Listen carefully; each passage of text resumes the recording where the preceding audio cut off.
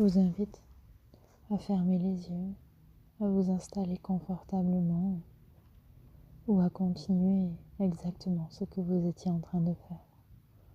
Un peu comme le clapotis de l'eau autour de moi qui continue son va-et-vient, un peu comme les pensées qui continuent à tourbillonner, à s'agiter,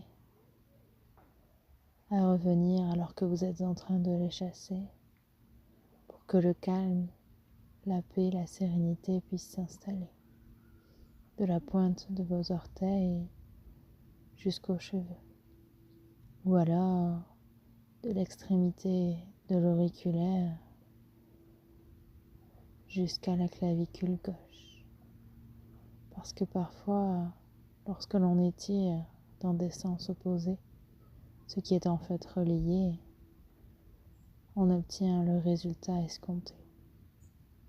Et pourtant, lorsqu'on escompte un résultat, il arrive souvent que l'on soit surpris d'obtenir un résultat opposé ou différent de celui auquel on s'attendait. Et je suis en train de me perdre, de divaguer, et vous, de vous enfoncer un peu plus dans cet état de conscience modifié. Alors que si je revenais à mes moutons, ou plutôt à cet aboiement de chien que vous avez peut-être entendu, ou que vous n'entendrez peut-être pas puisque vous n'êtes plus tout à fait là, eh bien, peut-être que vous pourriez penser à ce chien croisé une fois, qui était tout à fait mignon, et pourtant vous êtes resté éloigné. Parce que parfois, l'inconnu, bien qu'il soit attirant, bien qu'il soit mignon, peut donner envie de rester éloigné, de garder une sécurité, comme si en s'approchant de cet inconnu, on pouvait se retrouver mordu. Et parfois les morsures font mal, les morsures sont celles qui blessent, alors que l'on peut aussi utiliser ce terme de morsure, de mordu, lorsqu'on adore quelque chose, lorsqu'on en a découvert une activité, un goût, qu'avant l'on ignorait et que tout à coup on se met à aimer énormément, passionnément. Et la passion, c'est souvent ce qui nous fait tenir, ce qui nous pousse à continuer, parce que des fois le résultat est différent de celui projeté. Mais la passion, la persévérance se joignent parfois alors aux efforts pour continuer d'avancer, jusqu'à obtenir le résultat parfait aux yeux de celui qui est regardé. Et si le résultat attendu est déjà arrivé, c'est-à-dire que votre état de conscience a déjà été modifié, c'est bien. Je vais pouvoir m'apprêter à vous raconter les histoires préparées.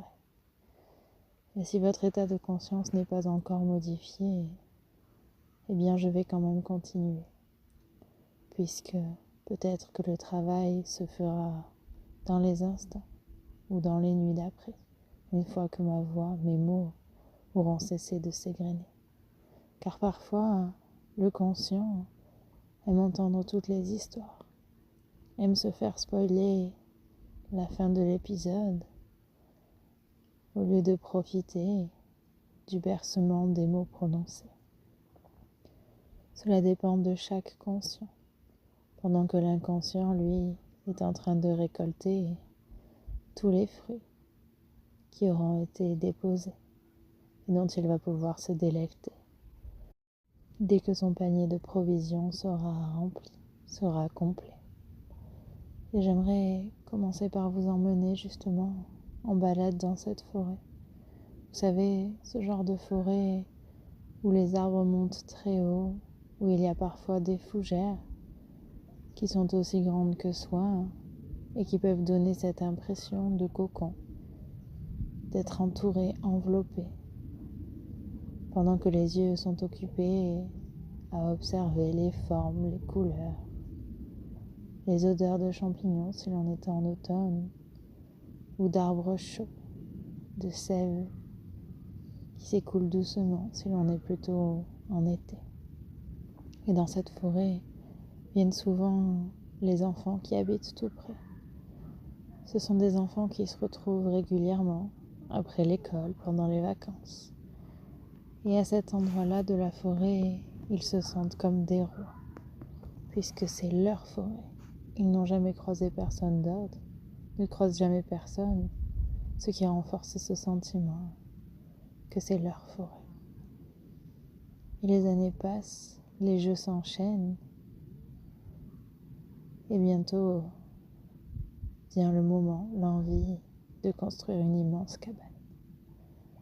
Et cela tombe bien, tout le matériel est à disposition. La caisse à outils de l'un, qui sait manier le marteau et la scie comme personne, et les idées de l'autre, qui a envie d'une cabane au moins aussi grande que ses idées. Ils en ont rêvé, l'ont décidé depuis longtemps, ils savent exactement où sera installé leur futur grand projet. Ils le savent, c'est un projet qui les tiendra en haleine au moins tout cet été. Alors, les vacances d'avant, l'hiver d'avant, ils ont commencé par dessiner leurs idées, les plans, rassembler le matériel, acquérir les compétences pour qu'au moment venu, lorsque le temps le permettrait, ou du moins la quantité de temps le permettrait, eh bien, ils pourraient concrétiser ce rêve, concrétiser ce projet. Je crois qu'ils ont été nombreux à bâtir cette cabane, nombreux à vouloir lui trouver un nom, à venir la décorer, ajouter des éléments pour que tous y aient apposé leur touche. Je crois que cette cabane a également accueilli beaucoup de rires, beaucoup de confidences, et peut-être même quelques chamallows grillés. Enfin, ça c'est ce que je crois. Mais ce que je sais, c'est qu'au fil des ans, cette cabane a grandi, s'est développée, avant de finalement être de moins en moins utilisée, puisque les années passant, les envies également. Et l'âge adulte arrivant, d'autres priorités ont suivi. Et pourtant, bien des années après, alors qu'ils n'avaient plus visité cette cabane qu'avec leurs rêves, eh bien, ils ont décidé de retourner la visiter pour de vrai, voir si leurs souvenirs étaient fidèles à cette réalité. Et je crois que tous ont été surpris. Ils s'étaient imaginé la cabane comme un palais, alors qu'elle n'était vraiment qu'une cabane. Ils se rappelaient exactement tous les jeux qu'ils y avaient faits, et pourtant, tout était encore disposé de la même façon, mais tout semblait différent, car leurs souvenirs, ce qu'ils en avaient gardé, et également toutes les fois où ils avaient revisité leur passé, avaient modelé, modifié la réalité. Alors certains ont été déçus, surpris de voir un tel écart entre la réalité et leurs souvenirs. Certains même ne sont jamais revenus dans cette cabane, par peur de trop changer ce qu'ils se souvenaient et d'abîmer leurs souvenirs. Mais parfois, le fait de revisiter la galerie de souvenirs,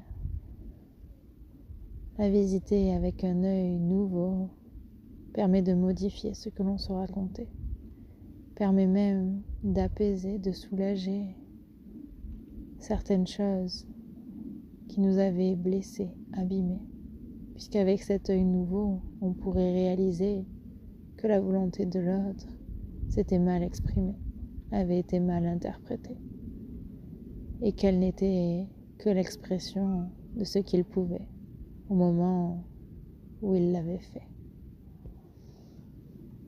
Et en parlant d'action et de faire, j'aimerais vous parler de cette personne qui avait capitalisé, qui avait fondé son entreprise sur la flemme, sur le rien faire. Son business model était simple.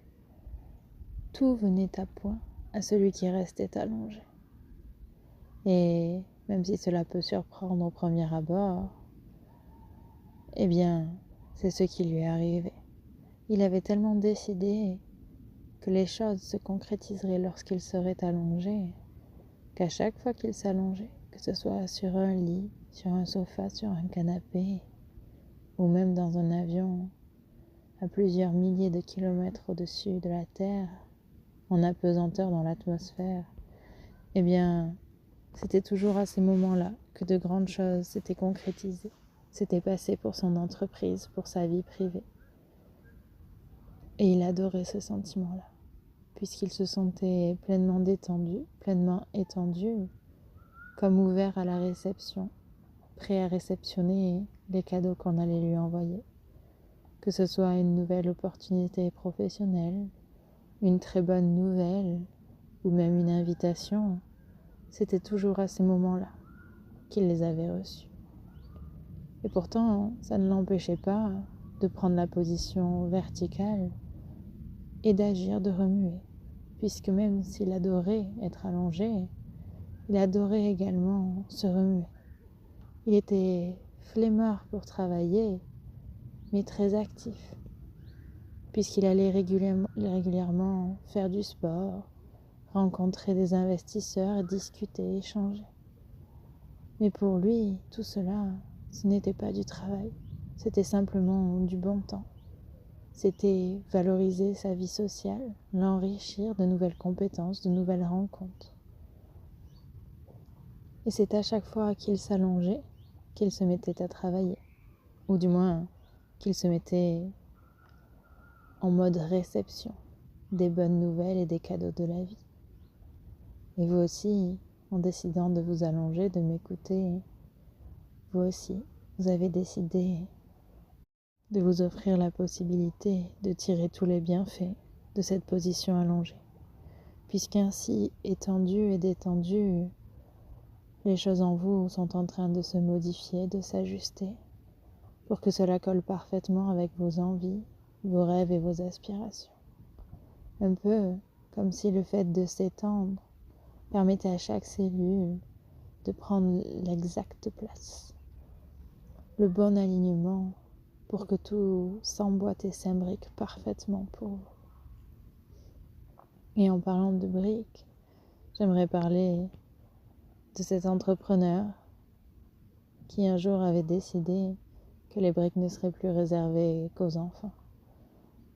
Il avait trouvé cela bien amusant, lorsqu'il avait eu un enfant, de partager avec lui des constructions, des tours. Et puis finalement, il avait décidé que les adultes n'étaient que des grands enfants.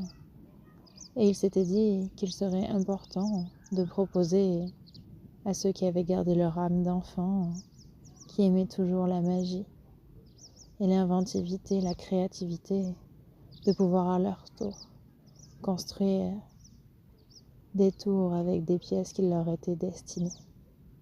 Et c'est comme ça que de nombreuses licences, de nombreux modèles avaient été proposés et que les Lego avaient pu continuer à perdurer, à faire évoluer leur chiffre d'affaires et continuer de faire rêver les grands adultes qui auparavant avaient été enfants.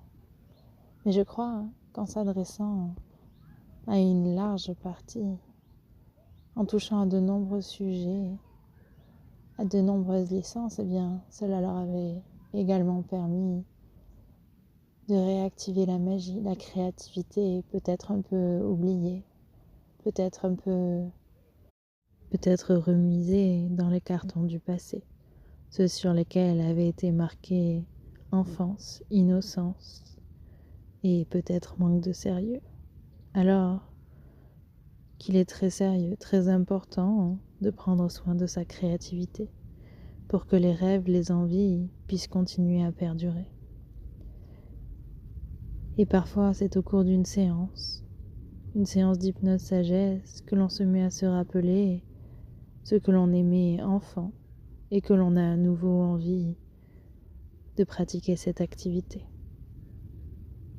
Alors d'ici quelques instants, cette séance va se terminer et je vous souhaite de renouer avec ces passions du passé et de les faire perdurer dans votre présent, ou peut-être de les enrichir de nouvelles passions auxquelles vous n'auriez pas pensé.